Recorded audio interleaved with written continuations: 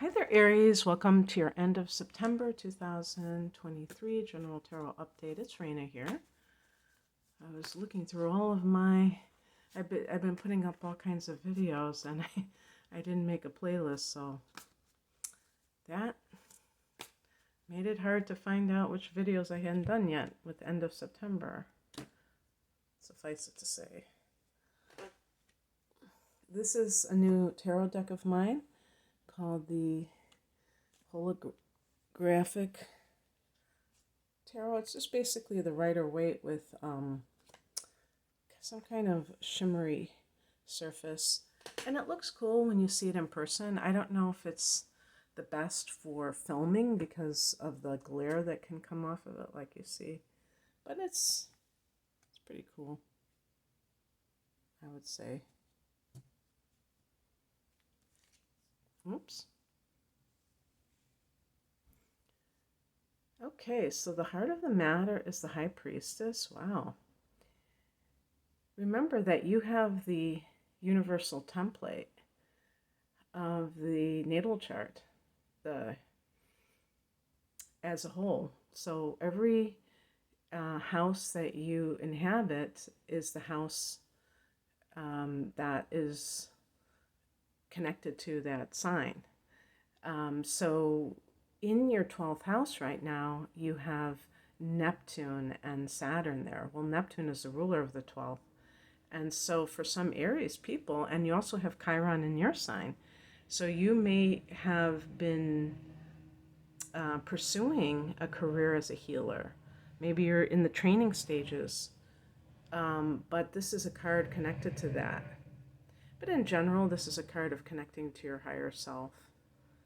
And like the Moon card, it can indicate that there's something in your environment that is not really fully known on the conscious level. Like maybe sometimes, yeah, I think it can be secrets or things of that nature, and that can create a feeling of unease sometimes because the person doesn't know where they stand, they don't know what's going on.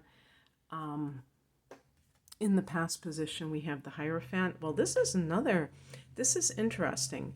This is what I think, because of these two cards. This is kind of the organized religion, the conventional wisdom. So that makes me think of the person going through a spiritual awakening and coming from that background. And I mean, it really does. And now they're like more open-ended, or maybe you've had a mystical experience that you can't explain with the traditional religion that you were raised in, and that creates a conflict. This card connects to Taurus. So if there's a Taurus person, I think it could, I'll include Sagittarius in that because that there are ninth house matters that are connected to the Hierophant too. But this person, if maybe this is a marriage, the Hierophant can be a marriage. And maybe like with the High Priestess, you're knowing that something is going on, but you don't know what it is. One of those things. Or the person is lying to you, and you know that they're lying, but you can't prove it. You can never bust them out.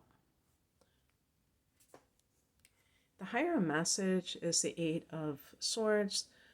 What are those messages that you tell yourself that keep you chained, that keep you bound, and keep you from being able to move freely, feeling like you don't have that ability to do what you want to do? And a lot of times these are programs that were installed, like kind of a virus. So they're not productive, and they're not true. They're not true to you. If like you click on a link and it creates a virus, you didn't want to create that.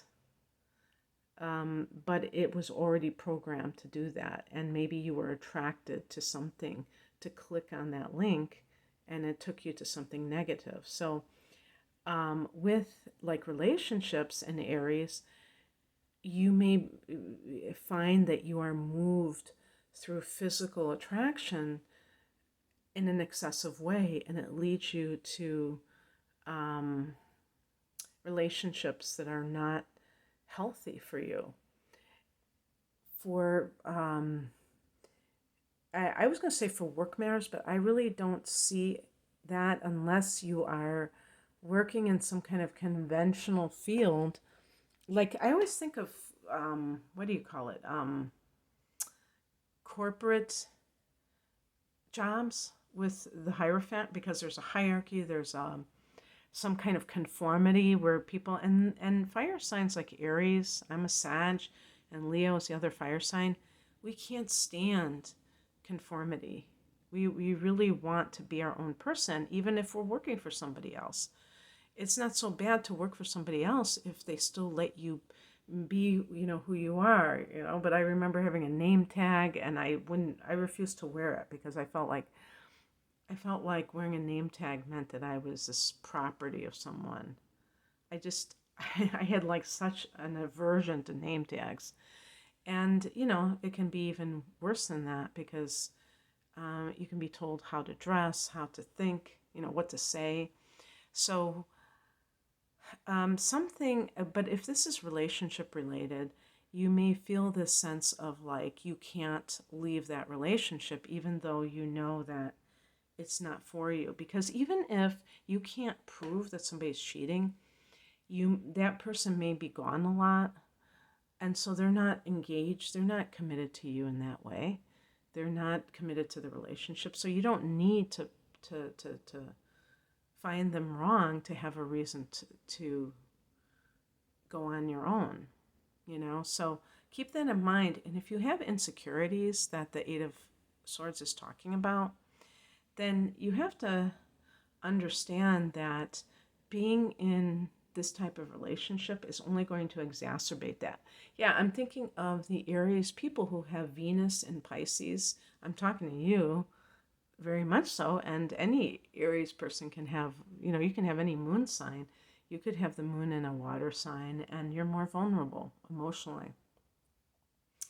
But understand that staying in that situation isn't going to protect you emotionally, because every time that person comes home at 3 in the morning, that just kind of chips away at your self-esteem. Don't think that that is somehow going to protect you by staying in the relationship. You could actually protect yourself by getting away from that. What crosses you is the Ten of Cups. This is happily ever after. Maybe you realize this is a marriage card. So if this is a relationship with somebody and you were hoping for that, you may have barked up the wrong tree. Also, maybe you're having to let go of this dream if you are married, that this person, I think this is more likely the interpretation because I got the Hierophant in the past position. So this family unity, a lot of times when people come from broken families, they tend to over idealize having a family, having a marriage, whatever, because they think that they were deprived of this thing, so it's the end all be all, and it's not. The deprivation made you think that it was everything, but it doesn't mean that it was. What's coming in is a Justice card. This is a card of legal matters, so maybe there is a divorce in the works. Maybe you decide I am going to throw in the towel, but in a good way. I'm not going to resist this. This is a card connected to Libra, if that means anything. This can also be a card of balance. So, like, for instance, if you have been experiencing a spiritual awakening, sometimes that can leave people ungrounded. And so you may seek things that are countering some of those recent influences so that you're not like lopsided in whatever it is that's going on in your life, because, like even diet wise, sometimes if a person is in their upper chakras, eating like root vegetables can bring them down to the lower third, which are the grounding chakras. The lower third, they're connected to the world or the earth. The first one in particular. And then the outcome is the Page of Swords. And this is that spy card. That's the card of like really paying attention to your surroundings. Aries isn't necessarily tuned into the small details in life. You tend to be a bigger picture person, and that's why things can elude you. And the High Priestess can be trying to nudge you intuitively to like pay attention to what's going on around you, and so you might do that. So even in the workplace, that's why I was saying too with the workplace is that you may be trying to follow more of go in the direction of a